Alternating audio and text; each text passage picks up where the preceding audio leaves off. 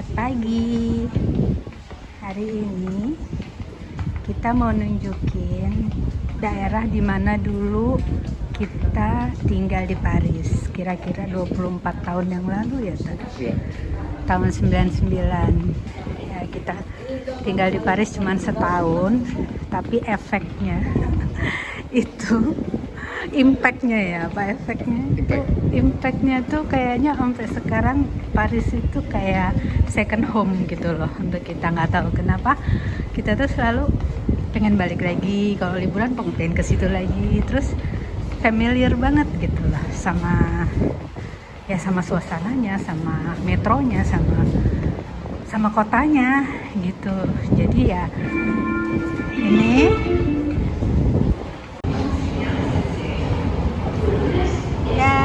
dia daerah kita, Grenelle. Dulu kita tinggalnya sekitar sini waktu Tata masih kerja di Paris.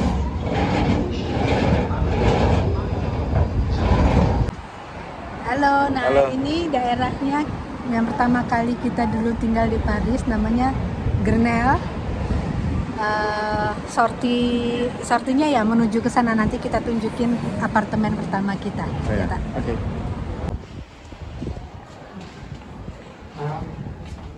Keluarnya ya seperti dulu, nggak banyak berubah juga sih, tapi ya ngangenin aja gitu loh.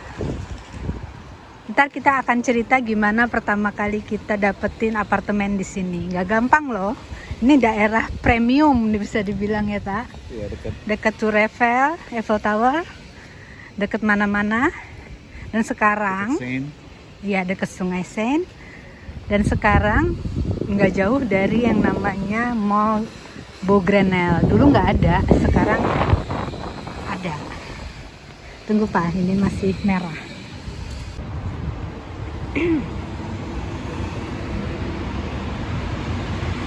Belok sini. Boleh. Hari ini cerah.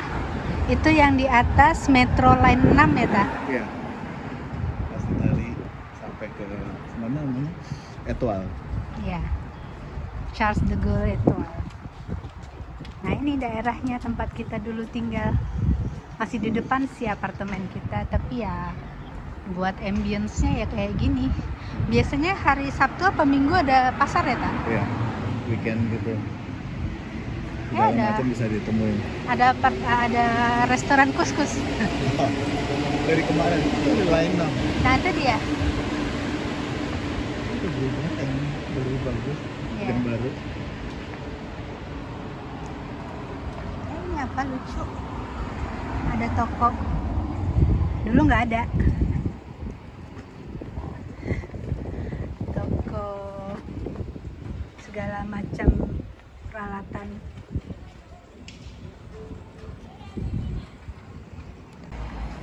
Oke. Ini hari Sabtu. Iya kan tadi mau lihat. Ini kita.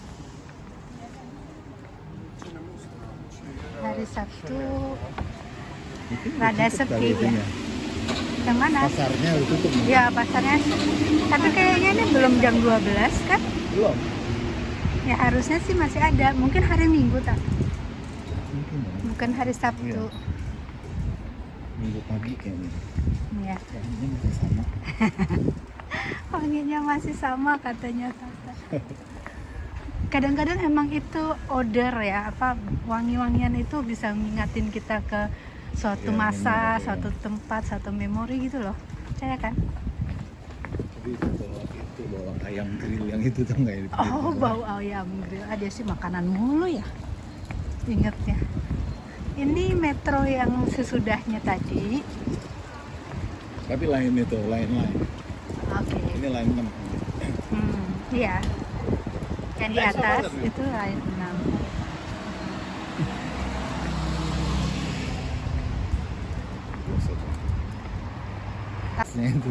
Oke, jadi Metro yang paling dekat sama apartemen kita itu antara duplex atau Bir Hakim. Kita di tengah-tengah lah, bisa turun di duplex, bisa turun di Bir Hakim ya Kak. Iya.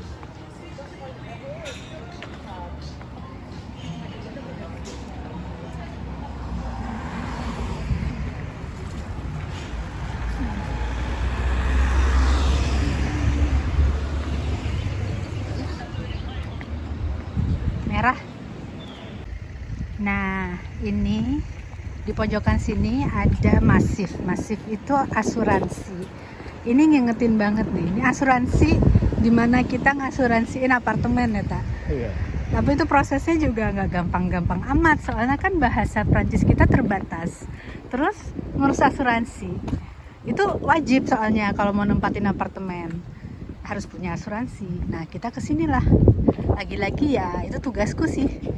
Ya dengan belepotan ngomong ya akhirnya bisa juga sih tak ya dapat asuransinya, surprise. Nah ini si Masif.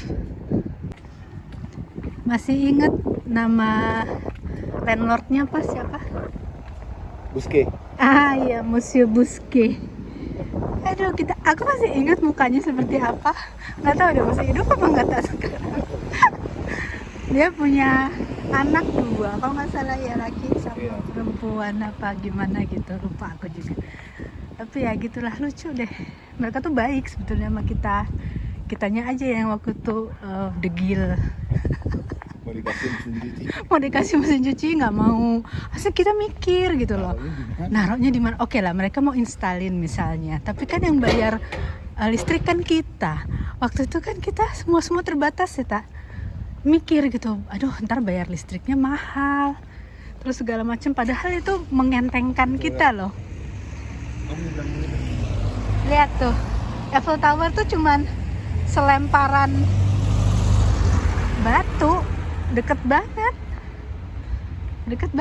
Jadi kita tuh aduh di sini tuh bener-bener enak ya. Itu Tata lagi terjebak lampu merah, jadi ya aku tunggu dulu.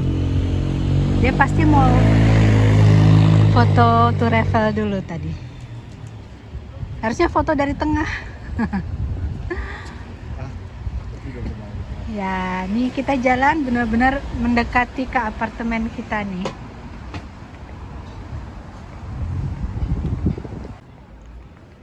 Aduh, banyak banget kenangan yang bisa diingat di sini. Dari yang mulai serem-serem sampai yang seneng-seneng. Ya tak? Soalnya yang serem-serem juga ada sih. Aku sempat dikuntit dulu, pernah dikuntit sama orang. Tapi ya alhamdulillah ya masih dilindungi sama Allah ya. Selamat lah sampai apartemen, langsung tek masukin kode langsung masuk.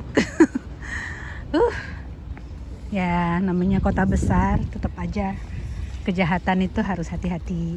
Nah ini kita belok. Nah belok sini, ini udah daerah apartemen kita, Rue Sextius Michel tuh kalau bisa dilihat di sana. Terus ini ada restoran dari dulu, tetap masih buka di sini. Ini restoran ini juga aku pernah beliin kamu apalah di sini waktu sup apa kamu sakit. Enak kan daerahnya, sepi, padahal dekat keramaian turis gitu. Iya. Nah ini dulu nggak ada. Depan situ, bukan depan situ tak. Itu nomor 7. Iya. Masa lupa sih, aku sih masih inget banget fasadnya seperti apa. Terus ini kodenya aku udah lupa sih, tapi ya begitulah. Ini apartemen kita nomor 7, Rue Sextius Michel. Kamar kita tuh ini nih. Ini dia. Ini kalau lagi musim panas, aduh dibuka. Jadi orang tuh bisa gini nih, bisa ngobrol. Halo, ngapain gitu. Aduh, lucu banget.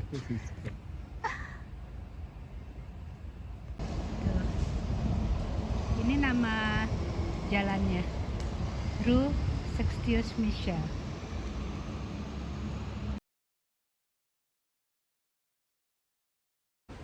Halo. Halo. Di Paris kita hari ini. Hari ini kita lagi jalan-jalan di pinggir Sungai Seine. Kita mau tanya jawab lagi nih sama Tata. Oke. Gini, kita mau ceritain juga gimana kita awal-awal tinggal di Paris. Jadi aku mau nanya nih Tata. Oke. Dulu kesan pertama datang ke Paris, kamu kan sendiri, aku belum datang ya. Iya. Itu gimana? Ya waktu pertama kesannya itu emang sedikit mengecewakan. Pertama itu kita pikir di Eropa itu kotanya modern, terus banyak gedung-gedung tinggi, ya begitulah ya. Tapi waktu itu sebetulnya pas kita datang ke Paris itu ternyata tuh gedung-gedungnya tuh kecil, terus tua dan nggak colorful, dan terus jadi juga waktu kita datang itu pas bulan Maret. Pas bulan Maret itu kan masih dingin banget ya, jadi udah mana sepi, terus langitnya juga abu-abu gitu, jadi ya kesannya itu emang stressing sebetulnya. Iya, jadi kan pasti begitu nyampe itu mikirnya ke Paris gitu, kota metropolis gitu kan. Ya. Iya. Tapi ternyata nyampe sini kok nggak seindah, maksudnya biasa aja gitu loh, gedung-gedung tua, udah gitu kita belum bisa appreciate antik, sesuatu yang antik. Iya. Kita tuh masih mindsetnya tuh masih kalau misalnya negara maju itu metropolitan yang gemerlap gitu. Iya, pokoknya banyak fasilitas, terus banyak gedung-gedung tinggi, tempat bisnis gitu. Tapi ternyata waktu itu apalagi waktu itu masih pas musim dingin ya, stressing banget sih waktu itu. Nah, depresif. Enggak, tapi sebetulnya mungkin juga karena Tata sendirian ya. Iya. Kalau sendirian kan bingung dia tuh kalau mau ngapain gitu, mau keluar juga ngapain, bahasanya beda. Kita tuh mikir, wah kalau udah keluar Eropa pasti pakai bahasa Inggris sis, ya pasti waktu no itu problem juga. gitu. Ternyata Paris tuh nggak kayak gitu. Tahun 99 tuh Paris beda banget sama sekarang. Sekarang banyak yang mau bahasa Inggris, malah agak gaya-gayaan, dicampur-campur nih orang Paris nih, senengannya sekarang kalau Indonesia tuh Jaksel. Iya. Itu seneng banget di slang-slangnya tuh di bahasa Inggrisin sekarang. Dulu itu kalau kita ngomong bahasa Inggris tuh diliatin kayak, Iya, malah waktu itu kita udah berapa kali di harass gitu ya. iya, mereka nggak seneng suka, sama gitu. orang, apalagi orang asing gitu yang nggak bisa bahasa Prancis gitu. Padahal kan ya kita harus adjust dulu ya.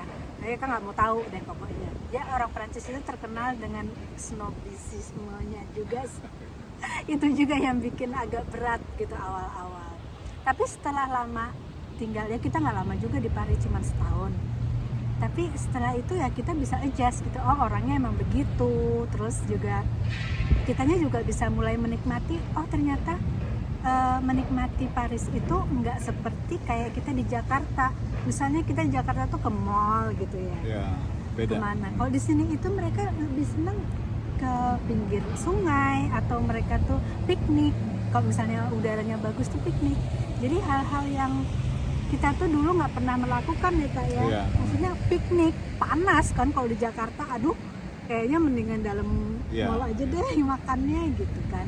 Kalau di sini tuh orang tuh senang banget karena mungkin lebih banyak musim dinginnya daripada musim panasnya. Jadi mereka lebih senang outdoor. Ya. Begitu memang setelah udah musim Semi, musim semi, terus musim panas, lebih menarik kehidupan di Perancis juga kan. Waktu itu kan pengalaman saya pertama di kota yang ada 4 musim ya. Jadi musim dingin tuh waktu itu kan nggak pernah ngalamin. Jadi begitu udah mulai hangat udah enakan gitu loh, udah mulai oke, ini bisa jalan sendiri gitu. Jadi muka juga nggak beku, tangan segala macam itu lebih comfortable lah. Iya. Terus ceritain hari pertama kamu nyampe. Oke, Jadi, waktu itu naik tuh hari bisnya pertama ya. dari opera segala, dari Charles de Gaulle. Begitu nyampe, Oh enggak, waktu itu hari pertama pas landing di Paris itu dijemput sama apa namanya manajer. Itu pagi-pagi ya, sekitar jam 5 gitu, pagi-pagi. Terus dijemput sama dia. Tapi ya itu habis itu aku langsung di drop di hotel kecil di Châtelet. Habis yang itu nggak ya ada tangga, yang nggak ya ada, sangat kecil itu, apa ya, ada liftnya nggak ada kayaknya. Itu hotel kecil banget kok, itu kecil banget, udah gitu nggak ada apa-apanya, cuman kamar udah. Habis itu ya udah manajer saya tuh pergi. Setelah pergi itu ya lapar Udah. kan. Nah itu dimulailah itu cobaan pertama apa namanya, tinggal di Eropa tuh. Hari pertama, pagi pertama itu udah dicoba, mana lapar, nggak bisa baca Prancis, dan dingin banget gitu kan. nggak ada yang buka. Itu kan hari Minggu Hari ya. Minggu ya. Dulu hari Minggu nggak ada yang buka, sekarang lebih enak, ada banyak yang buka. Dulu tuh nggak ada, jadi ya dia nyari makan tuh bingung. Ke McDo ya akhirnya. Ya waktu itu dia sebetulnya nggak langsung kepikiran makan McDonald gitu. Pokoknya waktu itu kan lapar, haus, terus ya udah jalan aja gitu. Pokoknya jalan. Waktu itu hotel saya tuh di Châtelet.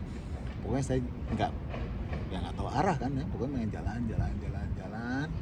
Terus tiba-tiba nyampe ke suatu tempat yang sekarang itu saya tahu itu opera. Ada tulisannya opera, tapi waktu itu nggak excited itu. Ya oke lah ini opera, tapi saya tuh lapar gitu. Malahan pas excited itu ngeliat tanda McDonald tuh. Yeah. Akhirnya makan juga nih. Akhirnya makan McDonald udah. Setelah itu ya udah, habis itu ya habis makan terus jalan lagi gitu, pulang lagi ke hotel, jalan kaki gitu. Ini aku adjust dulu ya kameranya. Nah gini enakan kan? Oke, kita lanjutkan tadi, itu kan hari pertama ya. Terus makanan pertama kamu waktu kamu udah masuk kerja kan, kantor, kamu makan siang itu apa? Kebab. Oh iya, waktu itu kerja itu di Châtelet ya, kamu jadi ngingetin aku tuh itu. Waktu itu kerja di Châtelet. Emang itu Châtelet itu kalau kamu pernah ke Prancis ya, ke Paris, itu mungkin kamu ingat ya, itu benar-benar di tengah kota gitu. Jadi tempat stasiun metro, subway yang paling besar gitu ya, tuh networknya itu besar banget di bawah. Terus juga itu tempat pasar, tempat toko-toko, pokoknya tempat itu pusatnya Paris lah gitu ya. Nah di situ juga banyak kantor-kantor gitu. Tapi jangan dibayangin kantornya itu seperti Sudirman ya, itu kan kotanya itu nggak ada gedung tinggi di daerah Châtelet, itu sangat jarang gitu. Nah untuk makan siang itu pertama itu dikenalin sama teman kantor untuk makan siang kebab.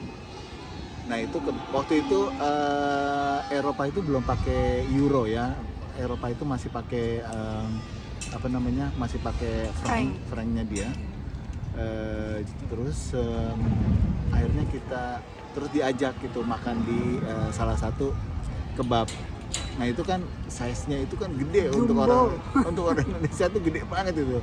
Itu saya tuh makan itu ngabisin waktu mungkin 45 menit baru selesai makan. Waktu itu harganya itu masih 50 franc. Oh, 50 Franknya, jadi waktu itu kira-kira itu 50.000, itu satu franc itu 1.000 rupiah waktu itu. Terus ya sekitar 50.000. Terus itu makan pertama. Terus setelah itu besok-besokannya ya sering lagi balik makan ke situ sih. Iya, soalnya kan untuk cari makanan halal itu kan nggak gampang ya. Ya kalau kebab tuh bisa dibilang 99% tuh halal. Ya, nggak ada namanya Tunisia. Kebab babi itu nggak ada. Terus oh ya itu kan tahap pertama. Terus setelah itu Tata dipindah ke apartemen. Jadi apartemen rame-ramean gitu. Jadi kayak apa ya, kolokater gitu. Iya, ya, Location. Jadi bareng sama yang lain-lain gitu. Nah, itu ada satu temen Tata yang pertama kali namanya Tafa ya. Ya. Jadi waktu itu di hotel itu kayaknya cuman 2 atau 3 malam gitu, lupa ya. Terus akhirnya saya dipindahin ke ke apartemen bareng-bareng gitu. Tempatnya di mana? Di dekat Nasyong situ ya, nggak jauh juga sih dari ya Namanya Roy Didero ininya. metronya Roy Didero, itu nggak jauh dari Nasyong. Masih di Paris, di kota Paris. Deket Basti. Nah, nggak jauh dari Basti. Nggak jauh dari Basti ya, pokoknya dari nggak jauh Basti, terus mungkin habis Basti terus Roy Didero. Anyway, itu teman apartemennya itu orang Prancis, orang Paris, black gitu ya. Ya terus akhirnya ya sama dia itulah hari Minggu pertama itu diajak jalan-jalan gitu. Ke Châtelet Ke itu. Châtelet lagi nonton. Kalau nonton tuh di Prancis begitu masuk itu ya udah kamu mau nonton tiket sekali masuk itu bisa nonton berapa kali? Iya, jadi waktu itu memang sistemnya sekarang mungkin ada lebih dikontrol Iya, ya waktu itu. dikontrol sekarang. Waktu itu gini loh, itu ada kompleks Cineplex gitu ya di mana di Leal. Di Leal. Itu dia bilang gini, nih. Dia bahasa Inggris sama I'm going to show you something. Gitu. Akhirnya kita beli tiket. Nah, beli tiket satu, terus kita nonton film ini American X History waktu itu. Nonton udah. Jadi waktu itu memang kalau di Prancis itu nggak ada tempat duduk, nggak ada nomornya gitu loh. Jadi kita bebas Duduk di mana aja. duduk di mana aja. Ya setelah film itu selesai, terus dia bilang kita nggak pulang, kita ke lobbynya lagi gitu, ke lobby lagi terus tonton film yang kedua. Waktu itu inget banget tuh filmnya itu Red Line, itu apa namanya, film perang gitu. Jadi nonton 2 film itu. Dan waktu itu kan musim panas ya, musim dingin. Di dalam Terus panas. di dalam panas gitu kan, jadi di luar dingin, dalam panas, dalam dingin ya. Akhirnya kualat lah itu gara-gara nonton film bayar satu nontonnya 2 film, kualat, sakit saya karena mungkin tenggorokannya sakit itu gitu. belum biasa dengan heater. Dan cuacanya gitu kan. Terus makan di Flange juga itu. Iya, waktu itu tapi boleh makan ngambil nambah berapa? Iya, waktu itu di Flange itu juga ada restoran itu ya cukup ngetop juga di sini. Flange namanya. Flange itu ya Buffet. Jadi buffet kita buffet.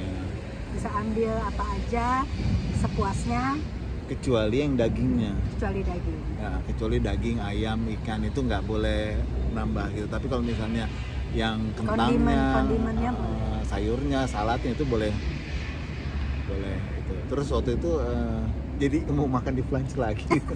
Udah lama banget. Di sekitar sini nggak ada Flange. Ada ya lu. Anyway. Gitu. Pokoknya kalau mau makan kenyang itu makan buffet di situ di Flange. Itu juga lucu. Jadi kadang-kadang kan waktu pertama kali aku diajak ke Flange sama Tata, aku tuh nggak habis soalnya porsiku itu beda. Di sini porsinya gede kan. Itu dikasih pure kentang itu banyak banget. Aku nggak habis. Jadi makananku udah habis, purenya masih banyak. Terus aku ngobrol sama Tata, tiba-tiba ada orang datengin, dia bilang kamu nggak habis, bilang gitu. Enggak, boleh untuk aku nggak? Ya. Iya. Dia bilang iya, kita bingung gitu loh mau bekas aku gitu, tapi ya boleh aja gitu daripada dibuang ya. Ya udah akhirnya dia pakai, soalnya dengan piring itu dia bisa ngambil lagi. Ya. Ada orang yang nongkrong di restoran itu, tapi dia mungkin nggak bisa pesan atau gimana, temen-temennya pesan, terus dipikir itu ada yang nggak habis, aku ambil aja deh buat ngambil yang lain gitu. Pokoknya pengalaman itu lucu sih awal-awalnya ya kan. Ya tingkat kemakmuran orang di Eropa nggak sama ya. Kita dulu sering pikir wah Prancis tuh negara Paris, pasti orangnya kaya-kaya semua itu. gitu. Enggak, mereka tuh sebetulnya gajinya tuh rendah di sini. Paris bagian mana dulu? Nah, sama sebetulnya Indonesia juga begitu bukan? Di Jakarta juga begitu. Jadi Jakarta mana dulu Jakartanya, bukan? Gitu. Kalau misalnya daerah yang ya tahu sendiri, itu sama. Di sini juga ada, yang serem-serem juga ada. Iya. Jadi sebetulnya di mana saja itu sama tempatnya, cuman karakter Bersyukur. manusianya Yang penting bersyukur. karakter manusianya yang beda-beda. Terus kita mau bahas apa lagi nih, pekerjaan kamu gimana? Oh ya, struggle? pekerjaan waktu itu juga jadi waktu itu saya tuh kerja di perusahaan kecil lah ya di Paris itu, IT consultant. IT consultant gitu. Terus mereka itu waktu saya di mana diwawancara dari Jakarta tuh, mereka bilangnya wah oke, di sini ada banyak expert untuk data warehouse. Saya waktu itu kan spesialis data warehouse tuh waktu pertama kerja di sini. Oracle. Terus aku pikir oke lah, aku bisa nanti belajar dari mereka. Ternyata enggak, sama sekali enggak ada yang bisa ngapa-ngapain itu. Akhirnya itu sistem itu aku yang desain, aku yang program, aku yang deploy, aku yang training, aku yang bikin user guideline, semua dokumentasi. Jadi dari A sampai Z itu dikerjain sama lulusan Indonesia. Gunadarma, saudara-saudara, coba ya bisa nyampe ke Paris gitu loh, bisa mengalahkan kolega-kolega yang nggak tahu apa-apa. Jadi jangan pikir kalau di luar itu orang pasti jago-jago, enggak juga. Ya. Malah banyak kan nggak jago kalau menurut saya. Banyak Sebaliknya. bluffing. Ya mereka itu, terus akhirnya mereka tuh nggak tahu apa-apa. Mereka kan mereka nanya sama saya kan, kalau buat aplikasi ini kira-kira pakai apa? Terus aku bilang, ya udah kayaknya sih pakai Oracle lah, soalnya saya pengalaman saya Oracle. Ya udah kamu buat gitu. Jadi mereka itu nggak bisa ngapa-ngapain gitu loh waktu itu. Tapi enak juga jadi dikasih kebebasan ya. Ya waktu itu saya motor dari perusahaan itu ya Untuk proyek ini. Untuk proyek itu. Gitu.